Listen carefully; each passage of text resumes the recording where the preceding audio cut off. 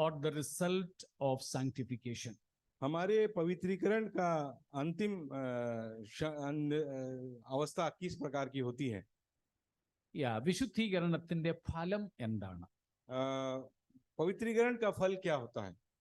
നാം വിശുദ്ധീകരിക്കപ്പെട്ടാൽ അതുകൊണ്ട് എന്ത് പ്രയോജനം? पवित्रीकरण के वजह से हमें क्या फायदा होता है? നാം ഏറ്റവും ഒടുവിൽ അതിന്റെ ഫലമായിട്ട് കണ്ടത് ഓർമ്മ കാണുമായിരിക്കും. The joy of the glory of God, the hope of the glory of God. और पवित्रीकरण के वजह से हम लोगों को जो है आशा का आनंद हमारे जीवन में आ जाता है. ദൈവ തേജസ് നമുക്ക് ലഭിക്കും എന്ന ഒരു പ്രത്യാശയിൽ സന്തോഷിക്കുവാൻ നമുക്ക് സാധിക്കും. परमेश्वर का महिमा या तेज हम प्राप्त करेंगे, इसकी खुशी हमारे जीवन में आ जाती है. വിശുദ്ധീകരണത്തിൽ നാം വളരും തോറും ഈ പ്രത്യാശ നമ്മിൽ വർദ്ധിക്കും. जैसे ही हम पवित्रीकरण में आगे बढ़ते हैं, वैसे ही हम इस आशा में भी आगे बढ़ते रहते हैं.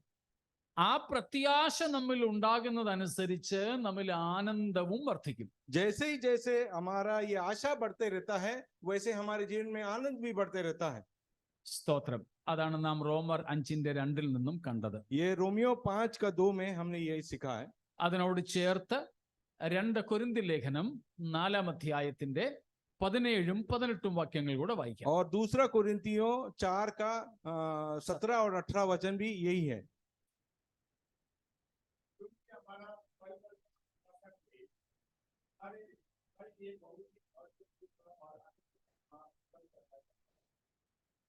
next verse also.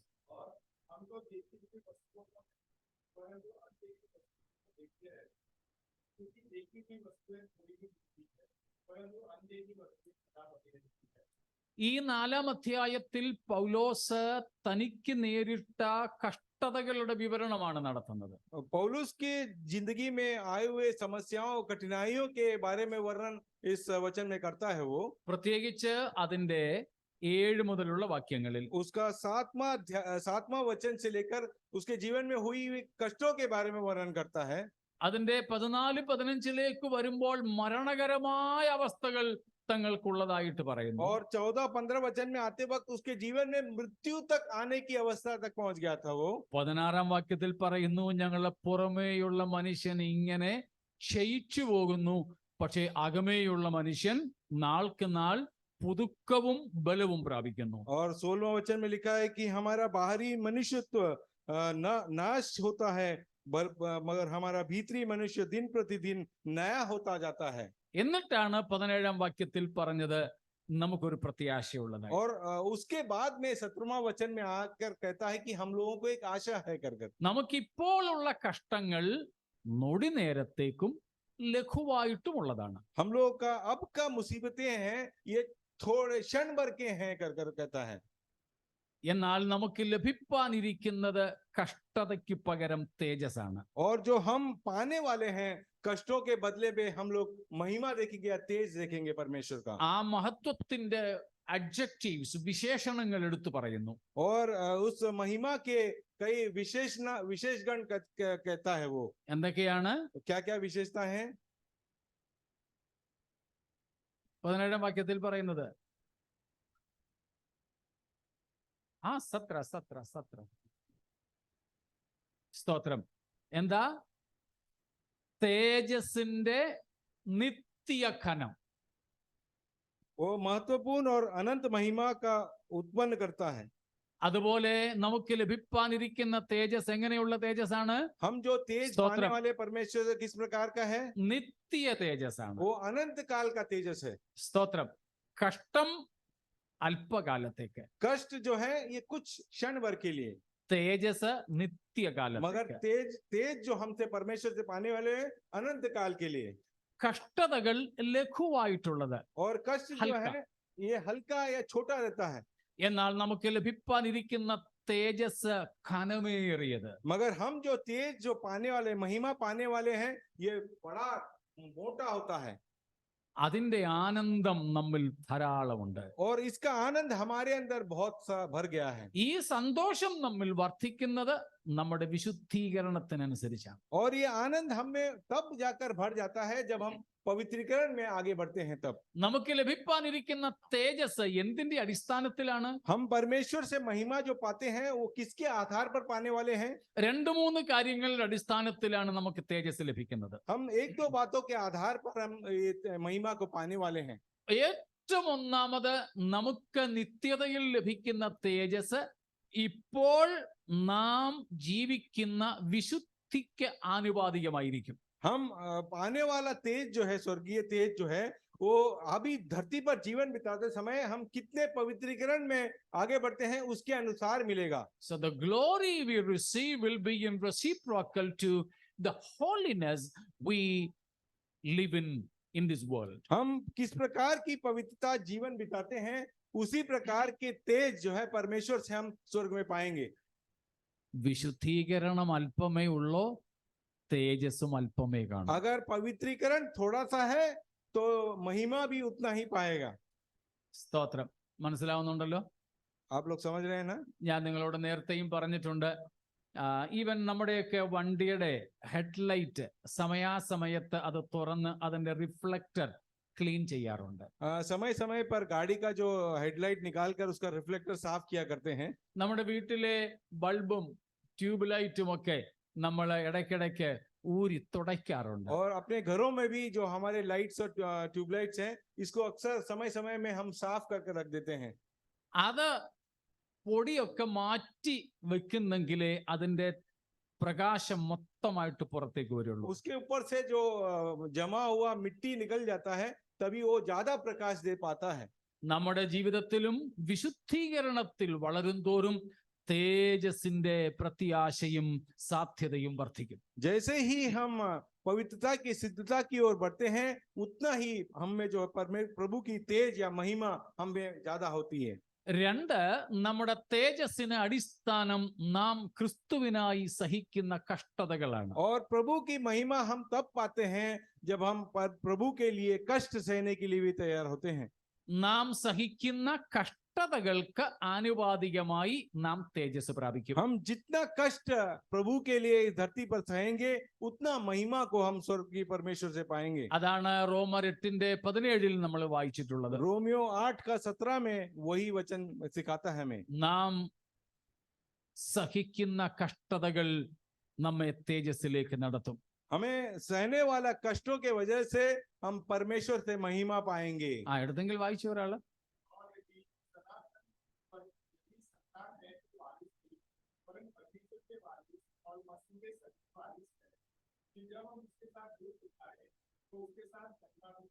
Praise God. നാം കർത്താവിനോടുകൂടെ കഷ്ടം സഹിച്ചാൽ കർത്താവിനോടുകൂടെ തേജസ്കരിക്കപ്പെടും. जब हम उसके साथ दुख उठाएंगे तो उसके साथ महिमा भी पाएंगे। മൂന്നാമത് നമുക്ക് ലഭിക്കുന്ന തേജസ് എന്ന് പറയുന്നത് what we give up for the sake of Christ, what we lose because of Christ. ക്രിസ്തു നിമിത്തം നാം ഛേദമെന്നുന്നതിന്, നാം നഷ്ടപ്പെടുത്തുന്നതിന് ആനുപാതികമായിട്ടാണ് നമ്മുടെ തേജസ്. हम प्रभु के द्वारा वजह से हमारे जीवन में किस किस को त्यागते हैं उसको उसके उतना ही हमें महिमा भी परमेश्वर प्रदान करेगा। സ്തോത്രം. പത്രോസ് യേശുവിന്റെ അടുക്കൽ വന്ന് ചോദിച്ചു, കർത്താവേ, ഞങ്ങൾ സകലവും വിട്ട് നിന്നെ അനുഗമിക്കുന്നു, ഞങ്ങൾക്ക് എന്തോ കിട്ടും? पतरस एक बार यीशु मसीह के पास आकर कहता है कि हमने सब कुछ हम आपके लिए छोड़ दिया है, हमको क्या उपलब्ध होगा? എന്ത് ലഭിക്കും? क्या उपलब्ध होगा? കർത്താവ് പറഞ്ഞു, ഒന്ന്, നിങ്ങൾക്ക് നിത്യജീവൻ കിട്ടും. एक तो है अनंत काल का जीवन आपको मिलेगा। രണ്ട്, 12 സിംഹാസനങ്ങളിൽ നിങ്ങൾ ഇരുന്നു കൊണ്ട് ഇസ്രായേൽ ഗോത്രം 12നെയും ന്യായം വിധിക്കും. आप 12 सिंहासनों के ऊपर बैठेंगे और इजराइल के सभी जातियों का आप न्याय करेंगे। ഇപ്പോൾ നമ്മൾ വായിച്ച വെളിപ്പാട് 20:4 തൊട്ടുള്ള വാക്യങ്ങളിലും അത് തന്നെയാണ് പറഞ്ഞിരിക്കുന്നത്. और प्रकाशित 20:4 में भी यही लिखा है कि वो न्याय करेंगे हम लोग। സ്തോത്രം. ഇപ്പൊ കർത്താവിന് വേണ്ടി നഷ്ടപ്പെടുത്തുന്നത് നാം നേടുകയായിരിക്കും. जो कुछ परमेश्वर के नाम के लिए हम खो देते हैं इस धरती पर, वो सब महिमा कर प्रभु से हम पाएंगे। മത്തായി 16 അധ്യായത്തിന്റെ 25, 26 അല്ലെ 24 തൊട്ട് 26 വരെയുള്ള വാക്യങ്ങളിലും നാം അത് തന്നെ കാണുന്നു. मत्ती 16 का 24 से लेकर हम यही बातों को वापस देख पाते हैं. കർത്താവിന് വേണ്ടി നാം എന്ത് നഷ്ടപ്പെടുത്തുന്നുവോ അത് നാം തേജസ്സായി നിത്യതയിൽ പ്രാപിക്കും. प्रभु के लिए जो कुछ भी हम त्यागते हैं उतना ही परमेश्वर हमें महिमा से भर देते हैं. അപ്പോൾ നമുക്ക് നിത്യതയിൽ ഒരു തേജസ് ഉണ്ട്. अनंत काल के जीवन में एक महिमा प्रभु से प्रदान होना है. അത് ക്രിസ്തുവിനോട് അനുരൂപമായ തേജസ്സാണ്. वो प्रभु के समान, प्रभु में जो महिमा है वही महिमा को पाए हम. അതിന് ഈ 3 അടിസ്ഥാനങ്ങളാണുള്ളത്. और उसके लिए 3 आधार है ये जो मैंने बताया. ഒന്ന് നമ്മുടെ വിശുദ്ധി, एक है हमारा पवित्रता, 2 നാം സഹിക്കുന്ന കഷ്ടതകൾ, दूसरा हम सहने वाले कष्ट, 3 ക്രിസ്തുവിനായി നാം നഷ്ടപ്പെടുത്തുന്ന നമുക്ക് പ്രയോജനപ്പെടുന്ന കാര്യങ്ങൾ. और मसीह के लिए जो हमारे फायदे का है और हम जिसे त्यागते हैं उसी के हिसाब से हम महिमा को भी पाएंगे. സ്തോത്രം. ഇതാണ് നമ്മുടെ പ്രത്യാശ. यही हमारी आशा है. ഈ പ്രത്യാശയിൽ നമുക്ക് വളരാനും സന്തോഷിക്കുവാനും വിശുദ്ധീകരണത്താൽ സാധിക്കുന്നു എന്നുള്ളതാണ് നമ്മൾ പഠിച്ചത്. हम जब पवित्रीकरण में आगे बढ़ते हैं इसी आशा और इसी आनंद में हम भर जाते हैं. അല്പസമയം നമ്മുടെ മുൻപിലുള്ളതിൽ മറ്റൊരു കാര്യവും കൂടെ പറഞ്ഞ് ഞാൻ നിർത്താം. एक और बात बताकर मैं समाप्त करूंगा. വിശുദ്ധീകരണത്തിന്റെ ഫലം, पवित्रताई का फल क्या होता है? വളരെ അടിസ്ഥാനപരമായി അടുത്ത കാര്യമാണ് വിശുദ്ധീകരണം നമ്മെ തികച്ചും പുതിയ സൃഷ്ടിയാക്കുന്നു. पवित्रीकरण जो है हमें पूर्णता एक नई सृष्टि बना देता है. ആവർത്തിക്കുന്നു, വിശുദ്ധീകരണത്തിന്റെ ഫലം നമ്മിൽ ഒരു പുതു സൃഷ്ടി നടക്കുന്നു എന്നുള്ളത്. हमारे अंदर एक नया कंस्ट्रक्शन या नया क्रिया परमेश्वर हमें चालू करता है और एक नई जीवी बना देता है हमें.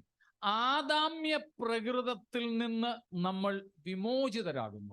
आदम के पापमय शरीर से हम विमुक्त हो जाते हैं.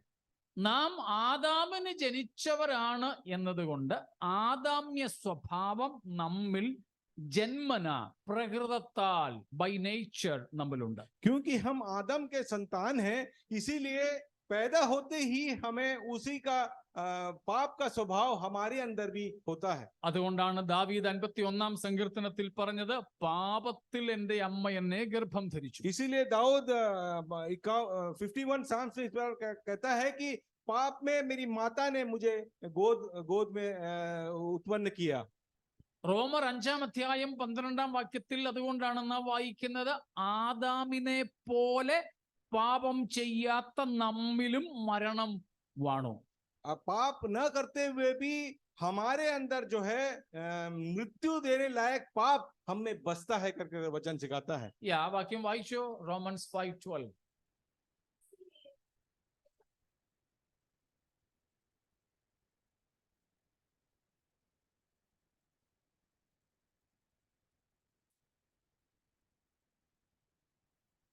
आगे 14 तक.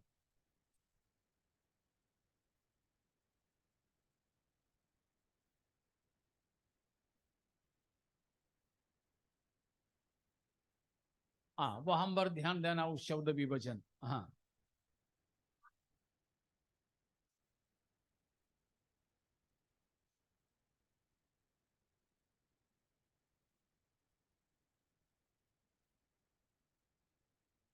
ആദാമിന് സമമായി പാപം ചെയ്യാത്തവരിലും മരണം വാണു. और वहां पर लिखा है कि सभी मनुष्य जो आदम के पाप नहीं किए हैं फिर भी पाप उनमें बसता है कर. നാം പാപികളാണ്. हम सब पापी हैं. പാപം ചെയ്തതുകൊണ്ടാണോ? क्या हम पाप किए हैं इसकी वजह से हम पापी हैं? അല്ല. नहीं. പിന്നെ फिर क्या है? പാപത്തിൽ ജനിച്ചത് കൊണ്ടാണ് നാം പാപികളായത്. क्योंकि हम पाप में जन्मे हैं इसीलिए हम पापी हैं. നേരത്തെ ചോദിച്ചിട്ടുള്ള ചോദ്യം നിങ്ങൾക്ക് ഓർമ്മ കാണും. पहले एक बार पूछा था वो प्रश्न, शायद आपको याद होगा. പാപികളായതുകൊണ്ട് നാം പാപം ചെയ്യുകയാണോ, അതോ പാപം ചെയ്യുന്നത് കൊണ്ട് നാം പാപികൾ എന്ന് വിളിക്കപ്പെടുകയാണോ? हम पाप करते करते पापी बनते हैं या पापी है इसके लिए पाप करते रहते हैं? നാം പാപികൾ ആയതുകൊണ്ട് പാപം ചെയ്യുന്നു. हम पापी हैं, इसके लिए हम पाप करते हैं. എങ്ങനെ നാം പാപികളായി? हम किस प्रकार से पापी बन गए? കർമ്മത്താലാണോ? अपने कामों से है? അല്ല. नहीं. പിന്നെ फिर कैसे? ജനനത്താൽ. अपने जन्म से हम पापी हैं. എങ്ങനെ? कैसे? പാപം ചെയ്ത് പാപിയായ ആദാമിന്റെ വംശത്തിൽ നമ്മൾ ജനിച്ചു. क्योंकि हम आदम के घराने के लोग हैं, इसीलिए हम जन्म से ही पापी हैं. സ്തോത്രം. ഹിന്ദിയിലും ഉറുദുവിലുമൊക്കെ വളരെ നല്ല പദമാണ് കൊടുത്തേക്കുന്നത് हिंदू മനുഷ്യന് വേണ്ടി. हिंदी और उर्दू में मनुष्यों के लिए एक अच्छा वर्णन है. ആദമി, ആത്മി. നമ്മളെ എളുപ്പം പറയുമ്പം ആത്മീ ലോകം എന്ന് പറയും. ഹിന്ദിക്കാരെ പറയുകയാണെങ്കിൽ ആദമി ലോകം എന്ന് പറയും. आदमी लोग हिंदी में कहते हैं. നമ്മളെല്ലാവരും ആദമിയാണ്. हम सब आदमी या आदमी कहते हैं, आदमी उसका सही में है. പുരുഷനായാലും സ്ത്രീ ആയാലും നമ്മൾ വരുന്നത് ആദമി എന്ന മനുഷ്യവർഗത്തിലാണ്. स्त्री या पुरुष कोई विभाजन किए बिना हम सब जो है आदम के संतान हैं, इसके लिए आदमी कहते हैं. ആദാം എന്ന് പറഞ്ഞാൽ മനുഷ്യൻ. आदाम कहा जाए तो मनुष्य. അഡാമ മനുഷ്യൻ. अडामा इसका मतलब मनुष्य. Taken out of the ground, മണ്ണിൽ നിന്നും ഉത്ഭവിച്ചവൻ. मतलब मिट्टी से निकालकर उसे बनाया था. അതുകൊണ്ട് മണ്ണിന്റെ നിറമുള്ള ചുമന്നവൻ എന്നൊക്കെ അർത്ഥം. इसीलिए मिट्टी के रंग का हम हो जाते हैं. റെഡിഷ്, ചുമന്നവൻ. और एक धरती का जो लाल कलर होता है वैसा होता है हम. അപ്പോൾ നാം എല്ലാവരും ആദാം എന്ന വർഗത്തിൽപ്പെട്ടവരാ. हम सब आदम के जाति के लोग हैं. അതിനെ ഉറുദുവിൽ ഹിന്ദിയിലും ആദമി, ആദം എന്ന് പറയുന്നു. इसीलिए मनुष्यों को आदमी या आदम कहते हैं. ആരാണ് ആദമി? आदमी कौन होता है? ആദമിൽ നിന്ന് ഉത്ഭവിച്ചവൻ. जो आदम से उत्पन्न हुआ हो. അറിഞ്ഞോ അറിയാതെയോ ഭാഷ തന്നെ വ്യക്തമാക്കുന്നു, ആദമിൽ നിന്നും ഉത്ഭവിച്ച ആദമിമാരാണ് നമ്മളെന്ന്. जाने या अनजाने में हम ये कह लेते हैं कि आदम के संतान हम हैं, इसीलिए हम आदमी हैं. ചിലയിടത്തൊക്കെ സുവിശേഷം പറയുമ്പം ചിലർ പറയും ഞങ്ങൾ പാപികളൊന്നും അല്ലെന്ന്. तो कई लोगों को जाकर सुसमाचार कहें तो वो कहेंगे कि हम तो पापी नहीं हैं. അങ്ങനെയാണെങ്കിൽ ഞങ്ങൾ തമാശയ്ക്ക് പറയും ഒരു സർട്ടിഫിക്കറ്റ് കൊണ്ട് തരണേ, നിങ്ങൾ ആദമി അല്ലെന്ന്. और तो हम उनसे मजाक में ऐसा कहते हैं, आप आदमी नहीं हैं कर एक सर्टिफिकेट लाइए, तभी आप प्रूव होगा कि आप पाप नहीं करते हैं. നിങ്ങൾ ആദമിയാണോ പാപികളുമാണ്? आदमी हैं आप तो फिर पापी भी हैं. ഇതുപോലെ നാം ആദാമ്യ വർഗത്തിൽ ജനിച്ചതുകൊണ്ട് നാം പാപികളാണ്. इसीलिए आदम के घराने में जो भी पैदा होते हैं वो सब आदमी पैदा होते ही पापी बन जाते हैं. അതുകൊണ്ട് പാപം ചെയ്യുവാനുള്ള ഒരു നാച്ചുറൽ ഇൻക്ലിനേഷൻ, ഒരു സ്വാഭാവികമായ സ്വഭാവം, പ്രകൃതം നമുക്കുണ്ട്. इसीलिए पाप करने का एक झुकाव हमेशा हर मनुष्य में रहता है. പാപം ചെയ്യാനാണ് നമുക്കിഷ്ടം. हमको अच्छा भी लगता है पाप करने के लिए. പാപം ചെയ്യുന്നതാണ് മനുഷ്യന് എളുപ്പം. और पाप करना ये जीवन में आसान बात होता है. പാപം ചെയ്യാതിരിക്കാൻ അവന് കഴിയില്ല. पाप किए बिना कोई भी मनुष्य रह नहीं सकता. അത് മനുഷ്യന്റെ പ്രകൃതമാണ്. ये मनुष्य का स्वभाव है. എന്നാൽ വിശുദ്ധീകരണത്തിലൂടെ നാം യാത്ര ചെയ്യുമ്പോൾ ഈ പ്രകൃതത്തിന് മാറ്റം വരും. मगर हम जब पवित्रीकरण की यात्रा में जब निकल पड़ते हैं तो हमारा स्वभाव में धीरे धीरे परिवर्तन होता रहता है. ഇൻക്ലിനേഷൻ നമുക്ക് പാപത്തോടല്ല വിശുദ്ധിയോടാകും. हमारा झुकाव पाप की तरह नहीं रहेगा बल्कि पवित्रता की ओर रहेगा. നമുക്ക് പിന്നെ കൂടുതൽ ബന്ധം ഒന്നാമത്തെ മനുഷ്യനായ ആദമിനോടായിരിക്കില്ല, ഒടുക്കത്തെ ആദമായ ക്രിസ്തുവിനോടായിരിക്കും. हमारा संबंध जो है पहला वाला आदम के साथ नहीं होगा और कम होगा, और आखिरी आदम यीशु के साथ हमारा रिश्ता और बढ़ता रहेगा. മനസ്സിലാവുന്നുണ്ടോ? आप लोग समझ रहे हैं ना?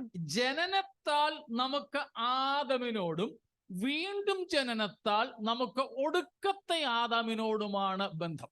हम जन्म के साथ जो है आदम के घराने के लोग हैं, मगर हम उद्धार जब पाते हैं हमारे आखिरी आदम के घराने के लोग बन जाते हैं. हम നമ്മുടെ സ്വാഭാവിക ജനനത്താൽ ആദാമ്യ സ്വഭാവത്തോടാണ് നമുക്ക് ബന്ധം. എന്നാൽ വീണ്ടും ജനനത്താലും വിശുദ്ധീകരണത്താലും നമുക്ക് ഒടുക്കത്തെ ആദമായ ക്രിസ്തുവിന്റെ പ്രകൃതത്തോടാണ് ആനുരൂപ്യം. एक स्वाभाविक जन्म लेने की वजह से हम जो है आदम के संतान या आदम के स्वभाव वाले बन जाते हैं, मगर हमारा पुनर्जन्म होता है या नए सिरे से जब जन्म होता है तब हम आखिरी आदम के स्वभाव के आदम के समान बनने लगते हैं. അത് രക്ഷിക്കപ്പെടുമ്പോൾ തന്നെ തുടങ്ങും. वो हमारे उद्धार के साथ ही ये क्रिया शुरुआत होती है उसकी. അതുകൊണ്ടാണ് പൗലോസ് 2 കൊരിന്ത്യ ലേഖനം 5:7 പറഞ്ഞത്, ഒരുവൻ ക്രിസ്തുവിലായാൽ അവൻ പുതിയ സൃഷ്ടി. इसीलिए पौलुस दूसरा कुरिन्थी 5वां अध्याय का 17वां वाक्य इस प्रकार 7वां वाक्य इस प्रकार कहता है कि जो उद्धार को पाए हैं वो नए मनुष्य के समान है, नए स्वभाव के लोग बन जाते हैं. കണ്ടാലും സകലവും പുതിയതായി. देखिए सब कुछ नया बन गया है, പഴയതെല്ലാം കഴിഞ്ഞുപോയി. पुराना सब बीत गया है. സ്തോത്രം. വീണ്ടും ജനനത്തിൽ തന്നെ അത് ആരംഭിക്കും. हम नए सिरे से जन्म लेते हैं तभी ये शुरुआत हो जाती है. സ്തോത്രം. ഒരു പുതുജനനത്താൽ വിശുദ്ധീകരണത്താൽ നമ്മുടെ പ്രകൃതത്തിന് മാറ്റം വരുന്നു. हमारे born again एक्सपीरियंस से और पवित्रता के जीवन में आगे बढ़ने से हमारा ये क्रिया शुरू हो जाता है. പത്രോസിന്റെ ഭാഷയിൽ പറഞ്ഞാൽ പിതൃ സ്വഭാവങ്ങളിൽ നിന്ന് നാം വിമോചിതരാകുന്നു. हमारे आदम जो पहले आदम के संतान के स्वभाव में से हम दूर होने लग जाते हैं धीरे धीरे कर. സ്തോത്രം. വിശുദ്ധീകരണം നമ്മുടെ ജീവിതത്തിൽ വരുത്തുന്ന മാറ്റമാണ് ഈ പറഞ്ഞത്. पवित्रीकरण जो हमारे जीवन में जो बदलाव लाता है वो बदलाव के बारे में बता रहा था. കൂടെ ഉണ്ടോ എല്ലാവരും? आप लोग सब हैं हमारे साथ? സ്തോത്രം. നാം പുതിയ സൃഷ്ടികളാകുന്നു. हम नए सृष्टि बनते जाते हैं. അതുകൊണ്ട് നമുക്ക് വിശുദ്ധരായി ജീവിക്കുവാനുള്ള അഭിവാഞ്ച നമ്മിൽ കൂടുന്നു. हम क्योंकि पवित्रता में आगे बढ़ते हैं इसके लिए पवित्रता के लिए ज्यादा तत्पर रहते हैं. സ്വഭാവം മാറുന്നു. हमारा स्वभाव में परिवर्तन होता है. സ്തോത്രം. പണ്ട് കഥ കേട്ടിട്ടുണ്ട്. इस प्रकार एक कहानी सुना है मैंने. ഒരു സായിപ്പ് ഒരു മനുഷ്യൻ ഒരു പന്നിക്കുഞ്ഞിനെ എപ്പോഴും കുളിപ്പിച്ച് മെത്തേക്കൊണ്ടിരുത്തും. പക്ഷെ അത് ചെളിയിലേക്ക് എങ്ങനെ പോവാ. वो एक छोटा सा सुअर का बच्चे को लेता है, उसको पालता है, रोज उसे नहला धुला कर अपने बिस्तर पर रखता है, मगर वो उधर बैठना नहीं चाहता, वो जाके कीचड़ में वापस चला जाता है. ഒടുവിൽ ആ മനുഷ്യൻ ഒരു ഓപ്പറേഷൻ ഒക്കെ നടത്തി ഒരു ആടിന്റെ ഹൃദയം എടുത്ത് ഇതിനെ വെച്ചു. കഥയാണേ അതുകൊണ്ട് ഹൃദയത്തിന്റെ ചോദ്യം ചോദിക്കരുത്. एक कहानी है इसलिए कहता हूँ. ये व्यक्ति क्या करता है, उसका दिल को निकाल देता है सुअर का और उसमें एक बकरी का दिल लगा देता है उसमें. അതിനുശേഷം ചള്ളക്കകത്ത് കൊണ്ടിട്ടാലും അതവിടെ കിടക്കത്തില്ല, ചാടി ഒടുങ്ങി പോരും. और उसके बाद में उसको कीचड़ में भी डाल दे तो कीचड़ में रहना नहीं चाहेगा, वो जल्दी से उठकर बाहर आता है. അതാണ് മാറ്റം. അതാണ് പ്രകൃതത്തിന്റെ മാറ്റം. वही हमारे स्वभाव का परिवर्तन है होता है. തിരുവെഴുത്ത് പറയുന്നു, കാട്ടൊലിവായി കയ്പ കായ്കൾ കായ്ച്ചിരുന്ന നമ്മെ വെട്ടിയെടുത്ത് ക്രിസ്തു എന്ന വേരിനോട് വൃക്ഷത്തോട് ചേർത്തൊട്ടിച്ചു. जंगली जैतून का पेड़ से हमको काट करके जो है अच्छी जैतून का पेड़ में हम लगाए हुए लोग हैं. അതുകൊണ്ട് വേരിന്റെ പ്രകൃതം നമ്മിൽ കായ്ക്കണം. और सच्ची में जो जड़ से जो होने वाला फल है वो फल हम में होना चाहिए.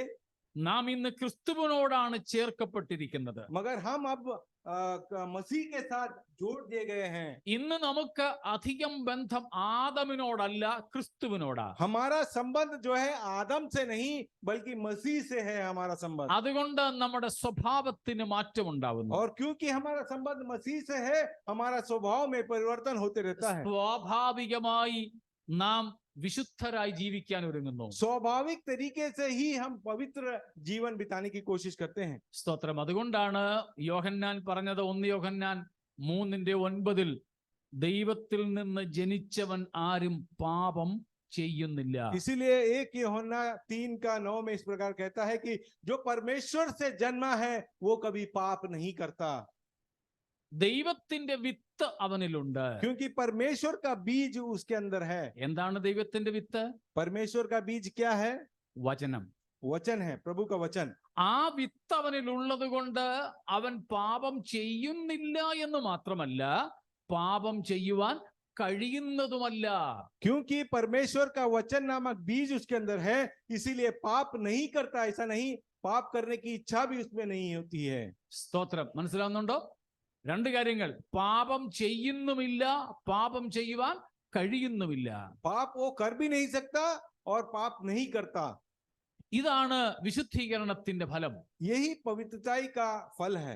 ആ ഒരു മാറ്റം നമ്മുടെ ജീവിതത്തിൽ ഉണ്ടാകണം. उस प्रकार का परिवर्तन हमारे जीवन में होना है। വിശുദ്ധീകരണത്തിനായി നമുക്ക് നമ്മെ സമർപ്പിക്കാം. हम पवित्रताई के लिए अपने आप को समर्पण करें। ഇന്നത്തെ അവസ്ഥയിൽ നമുക്ക് പാപം ചെയ്യാനാണോ എളുപ്പം, അതോ പാപം ചെയ്യാതിരിക്കാനാണോ എളുപ്പം? हमें पाप करना आसान है या पाप नहीं करना आसान है? പ്ലീസ് നിർത്താൻ പോവാ ജി. പാപ് കർന ആസാൻ ഹൈ. ഇന്ന് നമ്മുടെ അവസ്ഥയിൽ പാപം ചെയ്യാനാണ് എളുപ്പം. पाप करना बहुत आसान हो गया है। പക്ഷേ നാം വിശുദ്ധീകരണത്തിൽ വളരും തോറും അത് എളുപ്പത്തിൽ കഴിയാതെ വരും. और हम जैसे ही पवित्रताई में आगे बढ़ते हैं, पाप करना तो बहुत मुश्किल हो जाएगा हम लोगों के लिए। പാപത്തിന് അവസരങ്ങൾ കിട്ടിയാലും നാം പാപം ചെയ്യില്ല. पाप करने का अवसर प्रदान हो तो भी हम पाप नहीं करने वाले लोग। സ്വാഭാവികമായി നാം ദൈവോന്മുഖരായി തീരും. हम स्वाभाविक तौर से हम परमेश्वर के स्वभाव के, परमेश्वर के रूप में रूपांतरण होते रहेंगे। ആ ഒരു മാറ്റമാണ് കർത്താവ് उस ആഗ്രഹിക്കുന്നത്. प्रकार का परिवर्तन हमसे प्रभु चाहता है। ആ മാറ്റം ഉണ്ടെങ്കിലേ നാം ആദ്യം ചിന്തിച്ച തേജസ് പ്രാപിപ്പാൻ കഴിയൂ. और उस प्रकार के परिवर्तन होते होते परमेश्वर का तेज को या महिमा को हम पाएंगे। അങ്ങനെ വിശുദ്ധീകരിക്കപ്പെട്ടവരെ ചേർക്കുവാൻ നമ്മുടെ കർത്താവ് വരാറായി. और वैसे पवित्र जो बनते हैं सिद्धता में, उन लोगों को लेने के लिए परमेश्वर आ रहा है। വിശ്വാസികളെ അല്ല, വിശുദ്ധന്മാരെ ചേർക്കുവാൻ യേശു വരുന്നു. विश्वासियों को लेने के लिए नहीं, बल्कि पवित्र लोगों को लेने के लिए परमेश्वर आता है। കർത്താവിനോടുകൂടെ പരിശുദ്ധനായ ദൈവത്തോടുകൂടെ വസിക്കണമെങ്കിൽ നാം വിശുദ്ധീകരിക്കപ്പെടണം. अगर पवित्र परमेश्वर के साथ रहना है तो हमें भी पवित्र होना होगा। ഇന്ന് നമുക്ക് അതിനായി സമർപ്പിക്കാം. आज उसके लिए हम अपने आप को समर्पित करते हैं। യേശുവിന്റെ വരവിന്റെ പ്രത്യാശയാൽ ഈ ആഴ്ച നമുക്ക് വിശുദ്ധരായി ജീവിക്കാം. प्रभु के आने की, आगमन की आशा हमें पवित्र बनाए रखें। യേശു ക്രിസ്തുവിന്റെ വരവിനായി നമുക്ക് ഒരുങ്ങാം. प्रभु के आगमन के लिए हम इंतजार से करते रहें। ഇളകാത്ത രാജ്യം പ്രാപിക്കുവാൻ സമയമായി. न हिलने वाला एक राज्य हम हासिल करने वाले हैं। പുത്തൻ യെരൂശലേമിൽ നാം പ്രവേശിക്കാറായി. नए यरूशलेम में हम प्रवेश करने ही वाले हैं। ഒരു പുതിയ ശരീരം നാം പ്രാപിക്കാറായി. एक नए शरीर को भी हम प्राप्त करने वाला समय आ गया है। നമ്മെ ഇവിടെ നിന്നും അവിടേക്ക് കൊണ്ടുപോകുവാനുള്ള കാഹളം ധ്വനിക്കാറായി. हमें यहाँ से वहां ले जाने के लिए तुरही का आवाज सुनने ही वाले हैं। നമ്മുടെ മണവാളൻ വിവാഹ നിശ്ചയം ചെയ്ത മണവാട്ടിയെ ചേർക്കുവാൻ വരുന്നു. हमारा दुल्हन जो है वो ब्राइड ग्रूम जो है वो आ रहा है। ആ കർത്താവിനായി നമുക്ക് ഒരുങ്ങാം. उस परमेश्वर के लिए, ये मसीह के लिए तैयार हो जाए हम। ഈ വചനങ്ങളാൽ ദൈവം നമ്മെ അനുഗ്രഹിക്കുമാറാകട്ടെ. परमेश्वर इन वचनों के द्वारा आपको आशीषित करे।